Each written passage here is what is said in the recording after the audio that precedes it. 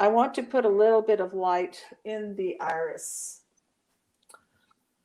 And I'm not even sure I've got the eyes positioned where I want them, but it's okay. I'm just going to just lose that a little bit.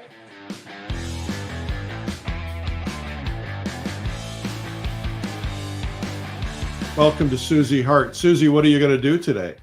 Today I'm going to paint a painting in gray paint only. It's called a grisaille, and it is it's going to be a head study of a human head, maybe a hand. It's going to be a loose painterly study in gray tones. Okay, so tell me why it's important to learn and understand grisaille, or painting in gray tones. Well, painting in gray tones cuts out the having to figure out what brightness a color is. Color is very complicated, and when you paint in grays, you can just work from the grayscale, from black all the way to white and everything in between, and create a sculptural form. So traditionally, studies in gray were done to learn how to do sculptural form. Right. And then you, if you wanted to, you could add color on top of that. Yes, yes. In fact, a lot of classical painters and Da Vinci and people often painted in gray and then glazed in their colors after. Okay, really terrific. Okay, well, let's get right into it. I'm very anxious to see this, and I think you're the first to do this on this show. Oh, yeah, I'm excited about it. While you're moving your camera, I'm just going to say hi to everybody. And I'm Eric Rhodes, and this is day number 334. I publish Fine Art Connoisseur and Plein Air magazine, and we've been here ever since quarantine began way back 334 days ago. And the goal of this show is to just keep you upbeat, happy, feeling good about things, and not focusing on coronavirus and politics and all the other crazy stuff that's been going on in the world. So thank you for joining us today. We have prizes. If you are in the comments, you can win a prize. Today's prize will be an easel brush clip from easelbrushclip.com. You can see one on my easel back here. And the idea is that mine's got paint all over it, but the idea is that you put your brushes in it, and you keep, you notice I have a lot of brushes, but the ones I'm using frequently, I just clip it on there at my easel so I can just grab them out, and I use it outdoors and indoors. So I'm going to give one of those away today. The winner of the book that I gave away, Make More Money Selling Your Art, is Jenny Ryan from North Carolina. Jenny, prepare to hit your goals. I'm just saying. All right. Now make sure you leave a comment, because we grab randomly from the comments, and also make sure that you tell us where you're from. That'd be really helpful. Okay, Suzy's got her screen up. Suzy, I'm going to turn it over to you. Okay, so I'm going to start with just some drawing elements, and I've done this study of this piece before, but I'm just going to sort of sketch in a pretty large basic form for where I'm going to place the head. And I often start by trying to Can we see your reference photo real quickly? Sure. This is a reference photo. And this is a piece I did from it a long time ago. And I want to study it again because there was a placement issue that was really interesting, and I wanted to try it again. So I'm not trying to copy this painting exactly. I'm just going to try to do a wash study and just have a little bit of fun and move paint around, because it's been a while, partly because of COVID and all of that, So you're just using gray paint. I'm just using gray paint. It's very thin. It looks like you're slightly toned canvas. On slightly toned canvas that I've let paint drip down. When I toned it, because I like the textures that it makes on the canvas. And I'm going to just go ahead and put in some dark accents to know where I'm setting up my structure. Now, I could start this thinking as to get a likeness of the head, but right now I'm just wanting to sort of establish the what do you call it, that Japanese way of doing notan, where you sort of think about your shadows first. And I want to play with drip paint a little bit today. So I'm going to let some paint come down and complicate the process a little bit. Now, to get into a little bit of drawing now, I want to think about where I'm placing the angle of the head. And for that, I usually look for the point between the eyebrows and the upper lip. So I'll take an angle and try to establish that. This will be the sort of the axis of the face, right? So even in 3 dimensions, this will sort of, if you were to do a CAT scan of a head, you know, you would see a sort of a, you know, layers. And that way I know that to sort of try to place my eyes on this axis here. And then the hand and nose are going to be in here somewhere. All right. So, okay. So I like to paint, I like to do what's called scumbling with a brush. I sort of like to treat it like a drawing tool. Meaning as though it was a pencil. If you're just tuning in, our guest is Suzy Hart. She's going to do a grayscale portrait study because grayscale helps you really learn your values, and you need values before you start adding color. And of course, once she's done with this, she could glaze it with color or add color on top.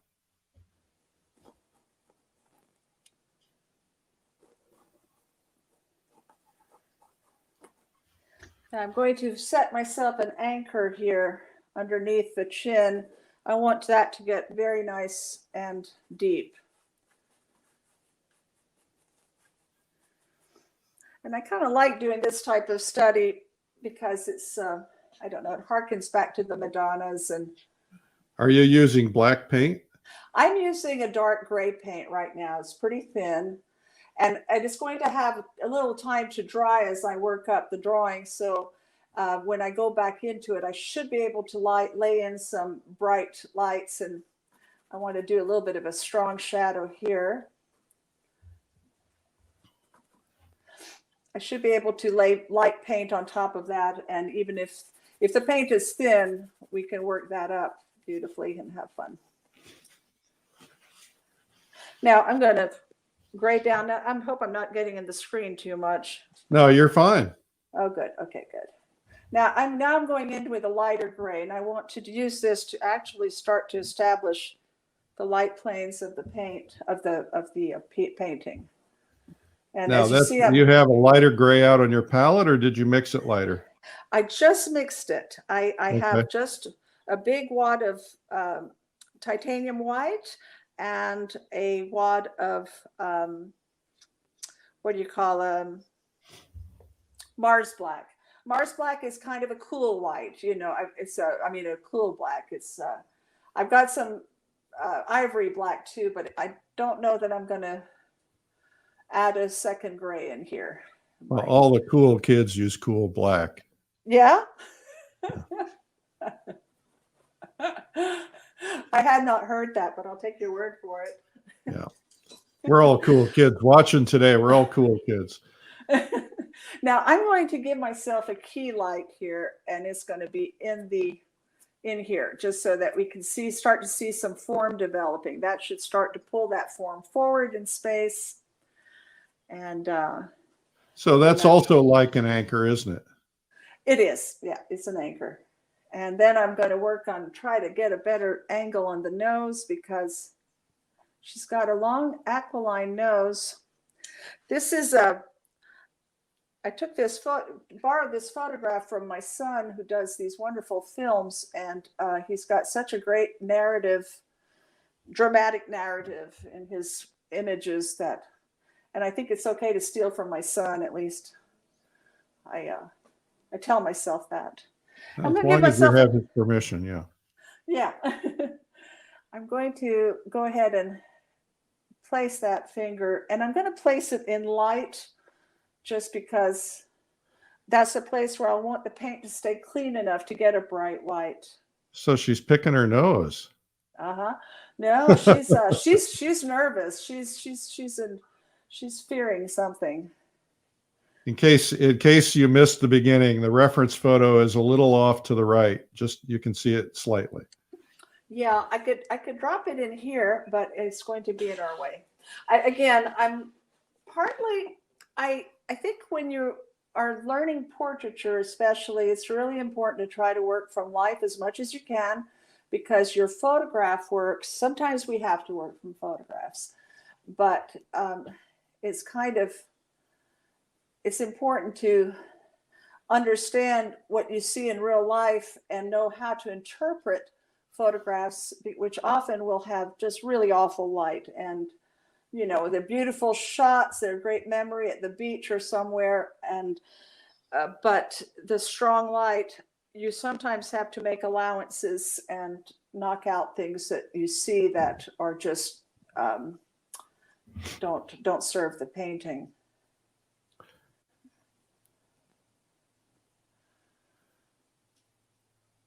Now, if you were going to add, if you were going to do this where you started out with a underpainting and then you were going to paint over it with color, would you add white as early as you're adding, or would you find some other way to keep it light? If I was doing a strict grisaille, like showing how a Da Vinci painting was done, for example, I would do a full grisaille, let it dry, and then glaze in some transparent glazes. However, I do love color, and I usually go right into color pretty soon. So I don't generally start my paintings with a grisaille. I just like to do this one that way, just because it's fun. Because for a short demo, I thought this would be fun. Yeah, it's a great idea. And then, you can always suggest textures as you go. But I'm not sure that I'm making a knitted texture. So I'm just going to leave that where it was and come back here. Now, I sort of take from Ad Nerdrum that it's okay to use any tool you need to when you're painting, including a rag and wiping things away if they're not good, and sometimes you might spend a whole day painting, and this maybe happens more to portraitists, but sometimes I'll find that I undo most of what I did one day, and then that's usually when I know that I'm getting close to done on a piece, when I have to start changing it that radically. Now I'm going to give myself another anchor. I don't encourage going into detail too soon, but since I kind of know where I'm going to be going here, I want to go ahead and place her eyes. And I've got I'm not really following my my drawing so much, the picture. So what I'm going to try to do here is just anticipate that in the image, the eye is tucked under in the shade, but I'm just going to create an orb for the eye socket. And we might even be able to change the direction of her gaze if we wanted to. That would be kind of okay. There's a question in the comments section. It's, what is grisaille? Grisaille is simply gray. So if you're painting in a grisaille, you're painting in a gray. It could be any tone of gray. You could do a greenish gray or a reddish gray, but it's a gray. Yeah. Okay. Hello, Netherlands. Hello, British Columbia. Wow. Got people all over America. Hello, Ontario, Saskatoon, Windsor. If you're watching from another country, please tell us where you're watching from. We like to see that. Guatemala, welcome. Mm-hmm.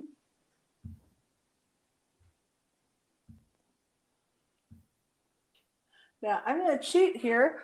We don't see a highlight on her other eye, but I want it in there because I think it was because the piece has such a deep shade from the hat, and I'm going to pretend that hat is just a little further along, further back, so that we would get more of this shade. And I'm going to strengthen and reduce the brightness over here. Change the direction here.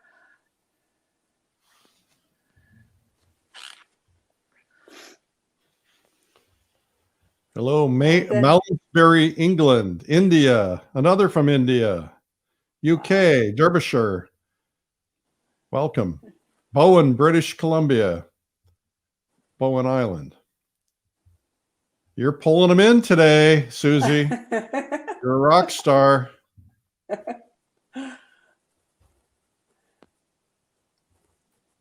fun to see this. Thanks for the invitation. It's fun. Johannesburg, South Africa. Now, I studied with Frank Mason at the Art Students League, and he always Oh my said, goodness, did you really? You're so lucky. yeah, I know. And he always said, bring out your bigger brushes. Try to do everything you can with the biggest brushes in your toolbox. And you see, sometimes when you use a bigger brush, you stop thinking about details and you start to build a better form. Anyway, I was having fun dripping paint. I want to drip some more paint. Calgary is in the house. Well, it's warm here in Texas again, folks. All the snow is gone. It's 70 degrees. It's beautiful, a normal day. My water is back on, but we do have broken pipes, including in the house. So we got a flood in a couple of rooms in the house. It was lovely.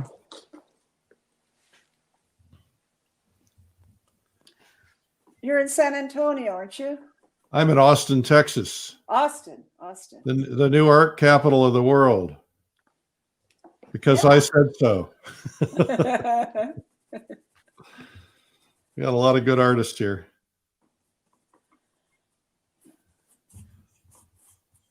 Are you using, Carlos is asking, are you using any turpentine? What are you using to get your paint thin? I am using turpentine. Actually, no, today I'm using Gamsol. My studio is pretty big and airy. Normally, if I'm using this much wash, I should have a little ventilation. Or wear a good mask, a fumes mask, but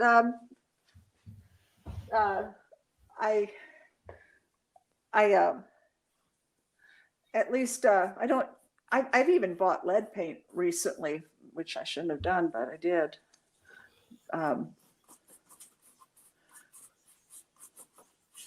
Well, I'm told it's fine if you use it carefully. You don't sand it. You don't eat when you're using it.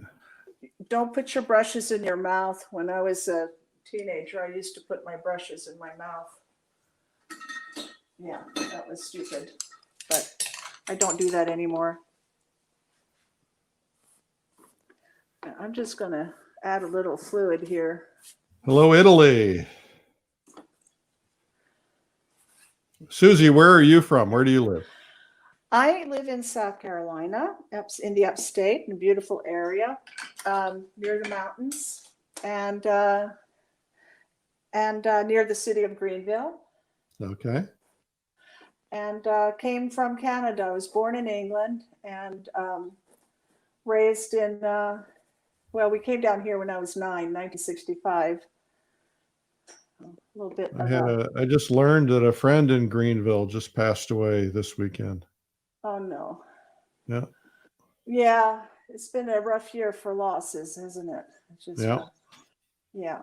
I just lost a good dear friend very recently, and so this is nice because I need to get back in the studio and not think about, we're going to make it through everything. It's going to be better. Absolutely. That's why we're here. Yeah. We're going to make it through together. Yeah. Yeah. Okay. I see someone whose name is Ugitsi, but it looks like a name from another place. Tell us, Ugitsi, where you're watching from. See Quebec. Welcome. Well, you have the world famous George Van Hook is watching, and he's telling you it's really nice. So I think no pressure. No pressure at all. Hello, Natalia from South Africa.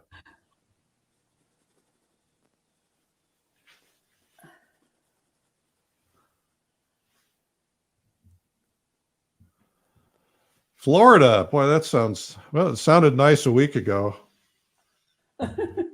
3 days ago, it was 7 below. Is it cold in Florida now? No. Well, I don't know. I'm not there, but no, but when it was 7 below here, it was very tempting. Another South Africa, Switzerland. Welcome.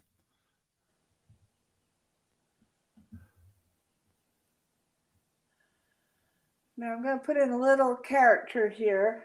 All right. The thing with the best thing I was ever told by one of my teachers was lines don't exist. Now that's really a tough thing to hear if you're a drafts person. You know, you don't want to think that lines don't exist. You depend on lines. You know, but what he said was that lines only exist where a dark meets a light, or two different values meet. And it was really a useful thing to know. Took a little while. We ought to write that down in the comments. Yeah.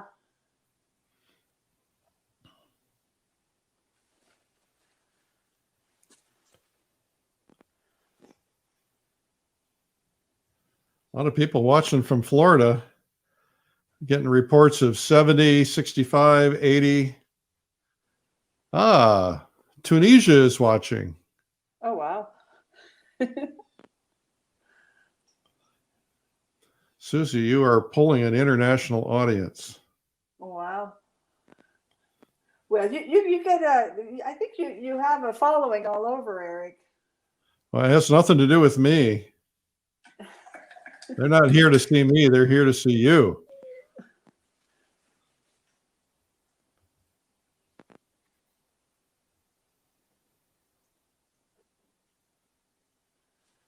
Give us some tips on painting eyes because they're so difficult to do.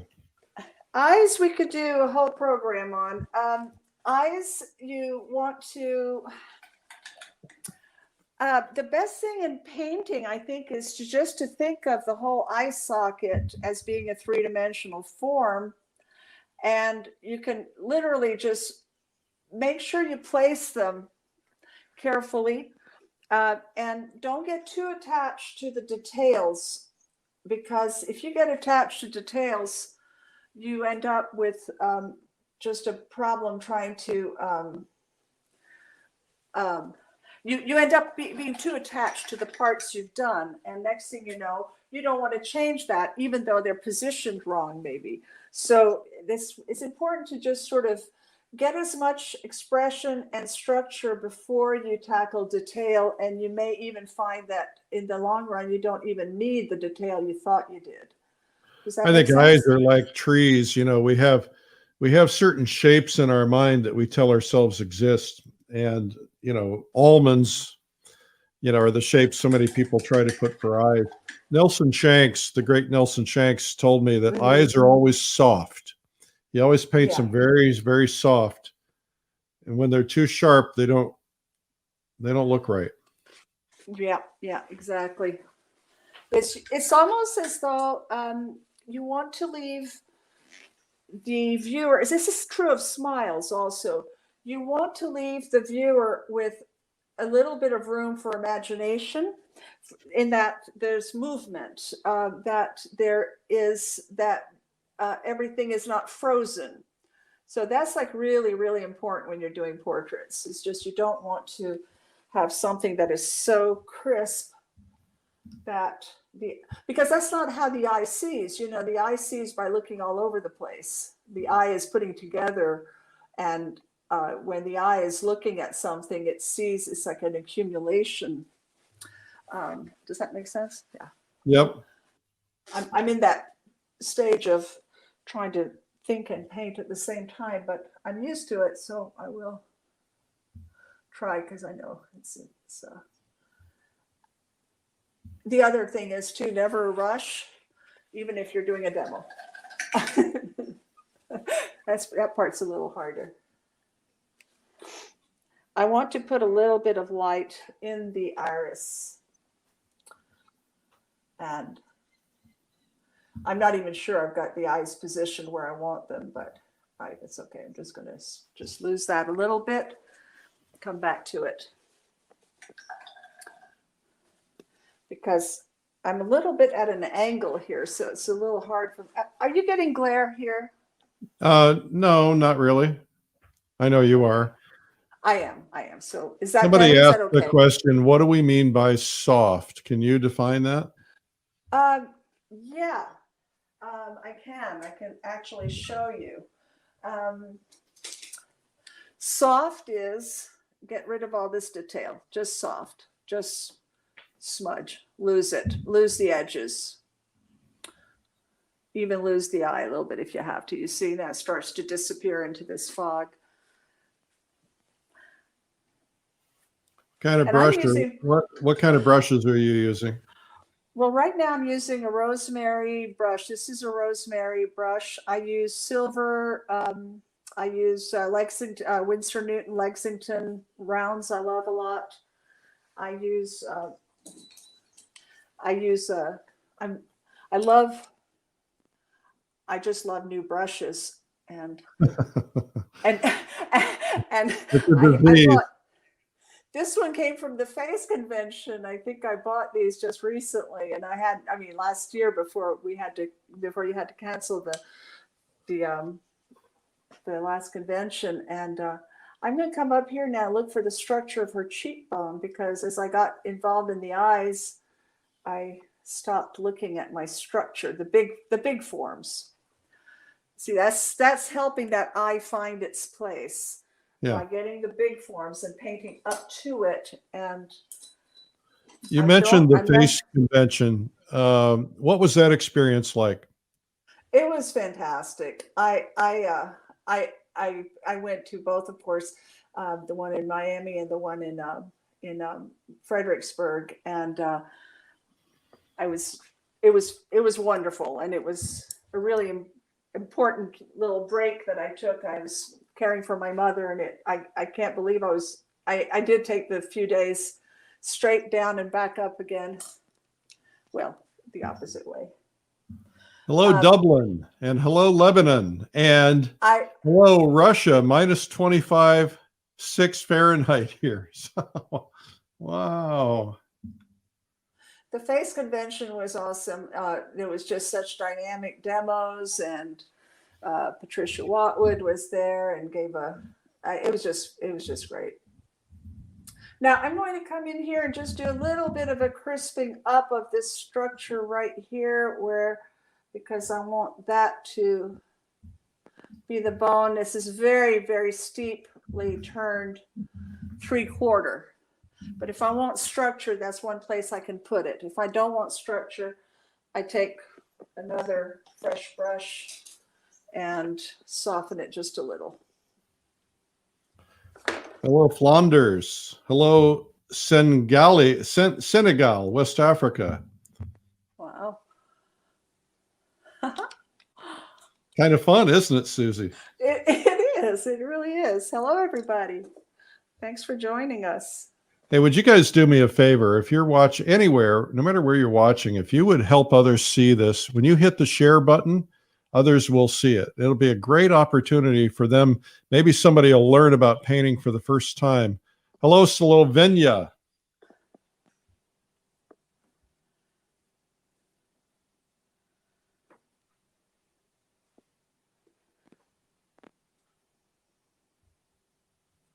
Highland Arts Gallery in Marble Falls. That's very close to me.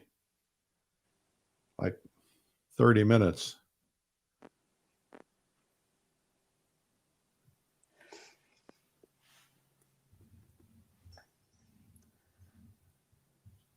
Here, I'm just looking for the line of the bones and the edge here, the hand. And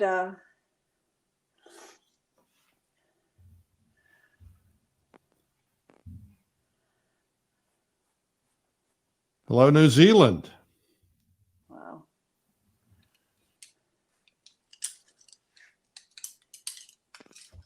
I'm just going to swatch my brushes out a little bit. I know some painters have 3 brushes going for 3 different values going at once, but I forget which one I'm using. So I'm usually one of those who has to clean my brushes and start fresh quite often. Well, the one thing that you can't do when you're doing it on camera like this is you need to be able to step back once in a while. Well, that's true. But if I step back, my headphones will come unattached. So yeah. And since we're not going for a tight likeness, it's errors are fine. Yeah. I love the underpainting stage the best. You know, I just love the stage where you don't have too much in there yet except the values, and it's loose, and then sometimes I have to keep painting and I regret the underpainting being gone.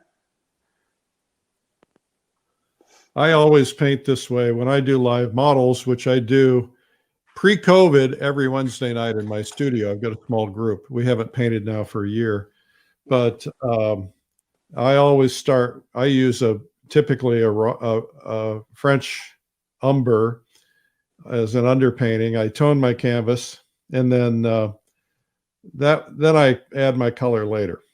Yeah. It just helps me because values are so difficult. Yeah, that's why I don't like to tone also. I just don't, I have to get rid of all that bright canvas so that I can see where things need to be and yeah. choose. Now here I'm seeing a little bit of a cast shadow. I'm just going to wipe the brush and just lose that a little bit because even though I want that brightness there, I don't want it to be jumping. When I say jumping, I mean a point where there's just too much contrast or definition and where it spoils an effect.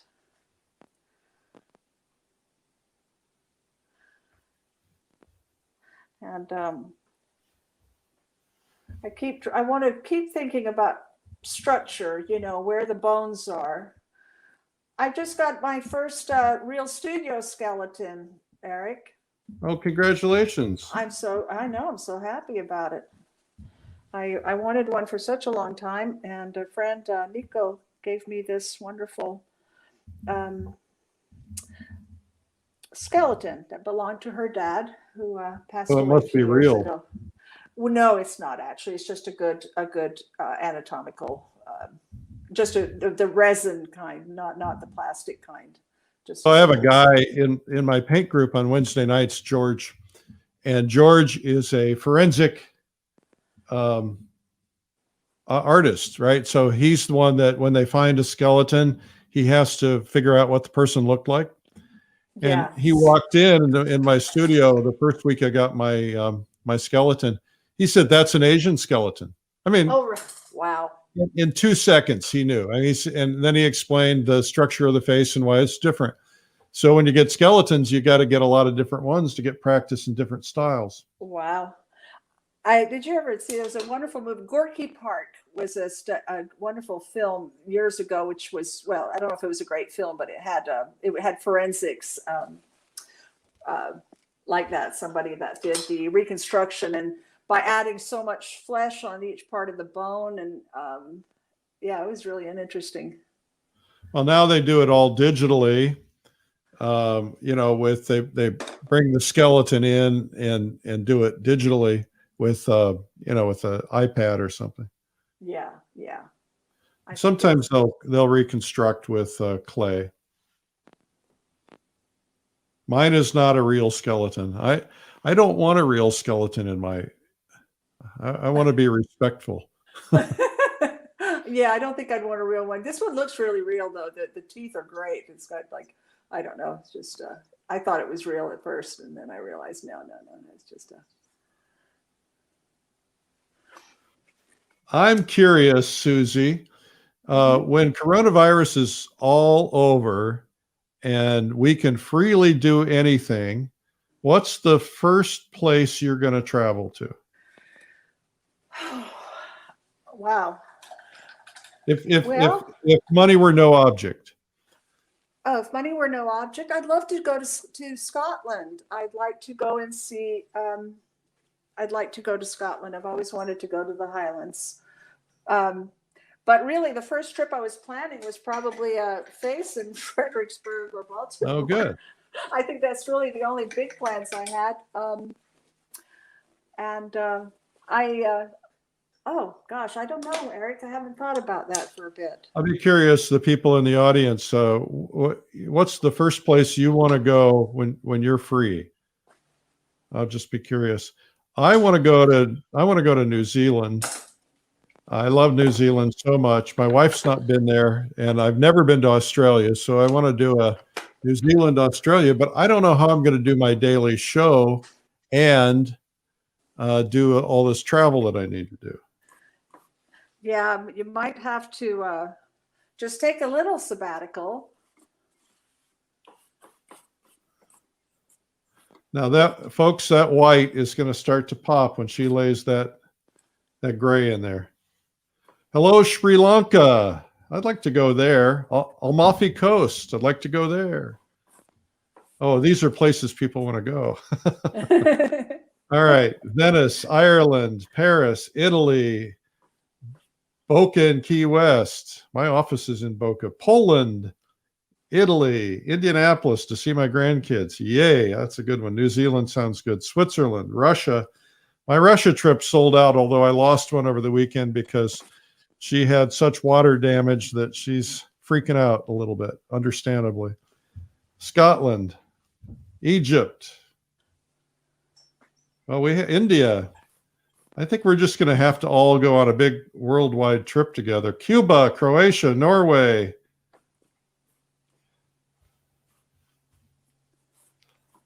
Netherlands, Greece.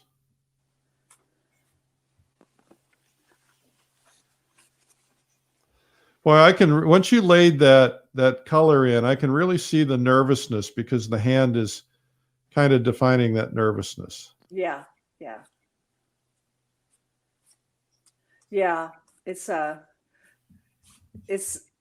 now you see I'm having an instant regret for making a stroke, but it's not one thing I'm trying to learn in my painting life is paintings are stages of unfinished paintings, and you always have to lose something to get to the next stage, and sometimes it's good, sometimes it's bad, but that it's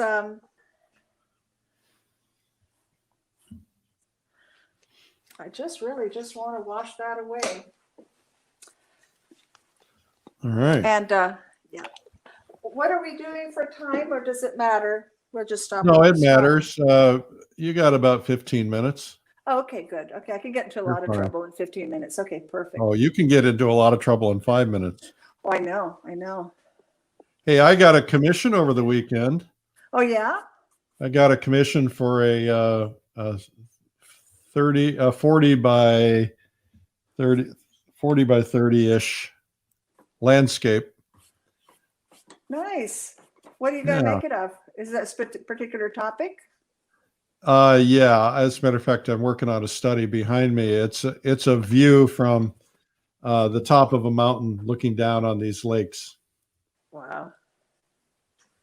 A guy on our lake commissioned it from me. Now I'm trying to get myself into all kinds of trouble here, letting paint drip for a little while and seeing what it guides me to. Well, the drip kind of creates a little bit of that terror. Yeah. Yeah. And I will just probably take in some white now and thicken it up and just let it do something, give it a little bit more body in here.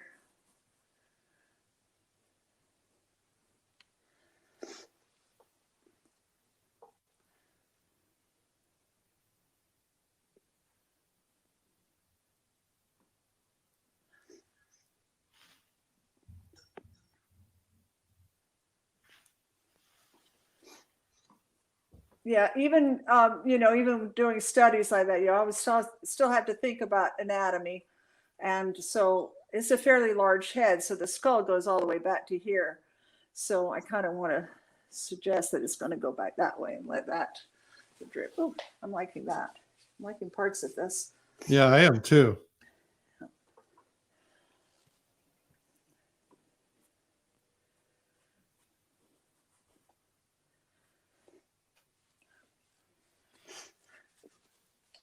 don't want to do too much with the hand. I just want to sort of indicate the structure just a little bit.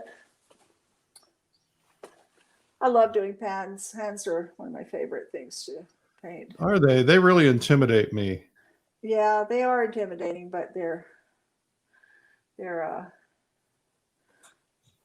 interesting always.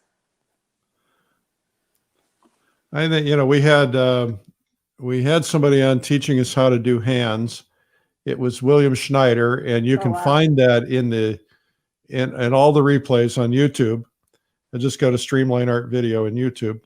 And what he basically said, which I knew instinctively, I just didn't want to believe it, is just squint down. It's just big shapes. Yeah, yeah, yeah. It's always you just keep removing until you find the essence.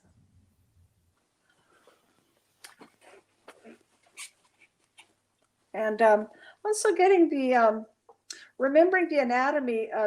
That's another reason to look at bones, because when fingers are closed like that, you have a sort of a squarish shape at the top, right? Yeah. So that's really important. And I'm going to just suggest this other finger by just catching the light on it where it tucks behind here. And I need the right value. I need plenty of white, because I've got to fight all that gray paint that's coming down. Just a sliver that does it. That shows it. Yeah. And might take this down just a little bit to square it off. There we go.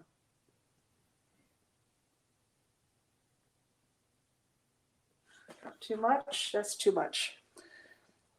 Little adjustments. Yeah. Do you have one of those little things you can wipe out paint? You mean like a paper towel or a well, like one of those towel? little squeegee, little shaper. No, I've got some for pastels. But I'm just going to lose this in here and throw a little bit more light in here so that it's, because it's ambiguous what this, yeah, this ambiguous. There's like there's a double thing. We're going to lose that heaviness in here just a little bit. There we go. It's really beautiful. Thank you.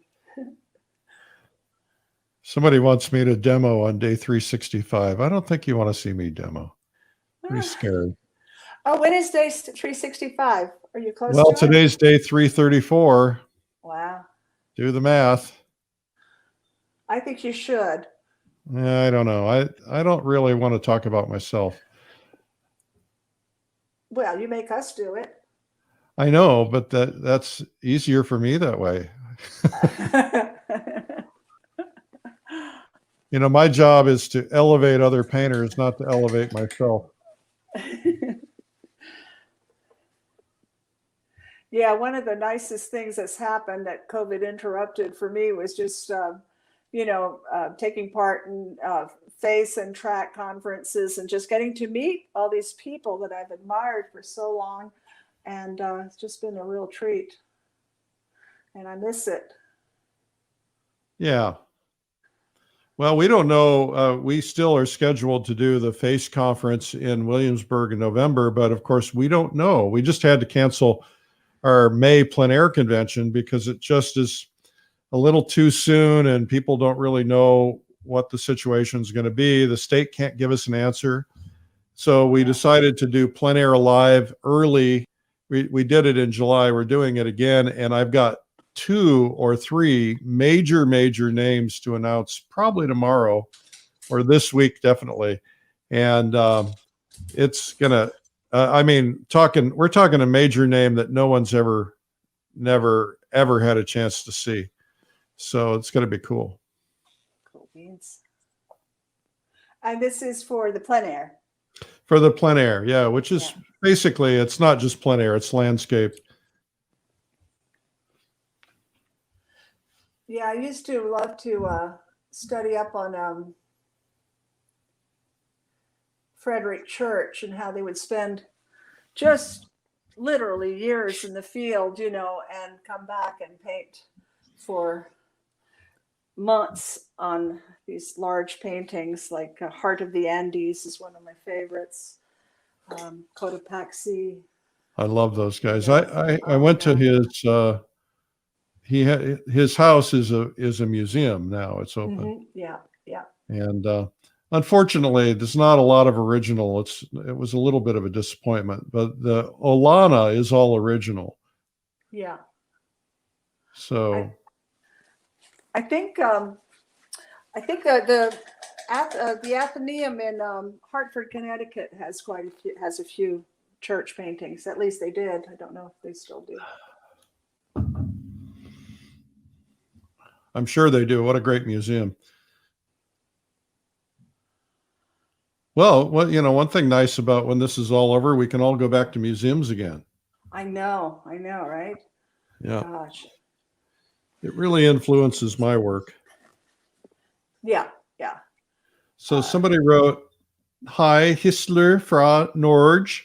I don't know what that means. Norge is probably Norway. Maybe somebody can translate in the comments.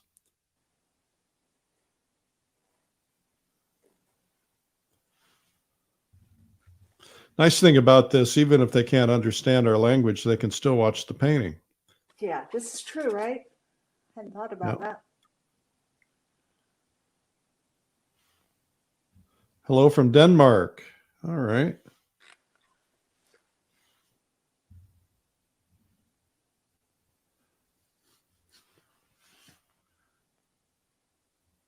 Suzy, you're getting a lot of positive comments. People love what you're doing. It really is coming together. Thank you. And that's no easy task in this short period of time, I know. let alone doing it in front of thousands of people. I know. I'm going to collapse. Don't remind me about that part. I had succeeded in forgetting and just thinking about just painting. And a little bit of important breathing, deep breathing. Yeah.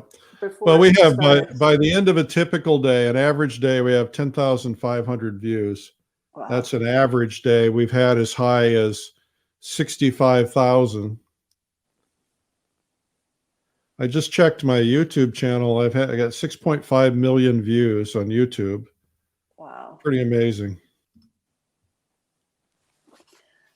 I really am amazed at how prolific you've been in spite of COVID, with keeping these programs going. I'm really impressed. Some of us curled up into a ball and didn't come out for a while. Yeah. Well, it was for survival. But you do what you got to do. Well, you got me painting.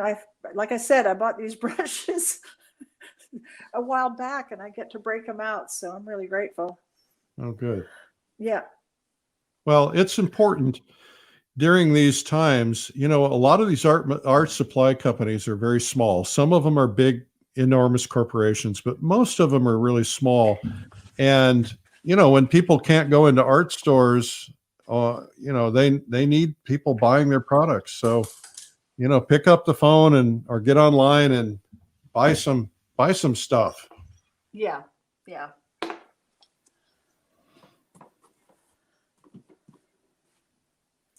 All right. So we're down to the last 2 or 3 minutes. Why don't we kind of stop here and then you can come back on camera. But everybody give her thumbs up and applause. Really nice job. Really nice. Thank you. To come off camera, we'll put this over here. And very nice. So okay. Well, can you show us your studio at all, Suzy? If you don't mind the camera shaking for a little bit. I don't mind. Do you guys mind? No, we don't mind. Do you have a minute to turn on, for me to turn on lights? And yeah, sure. And I'm going to put you on full screen again. Okay. Whoa, headphones. Yep. Headphones. Yeah, I just yanked the headphones. That's okay. Straightforward as I thought. Okay. Okay, we're about to get a studio tour here real quickly. You can see the little painting behind me. It's just a little study of the scene. When you do a commission, I'm going to do a little study to send to the purchaser. Hang on. Oh wow, that's a big place. Yeah, 750 square feet of heaven. And I love it. I can't zoom in for you, but yep. No, that's okay. That's terrific. Yeah, 10-foot ceilings, which is great. You're sculpted as well. Pardon me? You're also a sculptor. I am a sculptor. Yeah. This is I just bought some new clay. I've not used synthetic clay before, but I wanted something that I don't have to go get cast right away. And so I've got, this is kind of exciting. This is going back to my roots. I always thought I'd be a sculptor and ended up painting and drawing. Great. Well, Suzy, this has been fabulous. It's really been wonderful. You blew us all away with that grisaille painting, and congratulations on that. That was really a nice job. Thank you. Thank you so much. Thanks for having me. I want to tell everybody that Suzy's got a website, just right here at Suzy Hart. Hang on. Suzy, it's not showing up. There it is, SuzyHart.com. It's UZY for our people further away. SUZYHART.com. Thank you. All right, I have it on the screen too. All right, terrific. Well, Suzy, thank you for being on today. If you guys want to hang around for just a second, I'd appreciate it. Suzy, you did a great job. Thank you.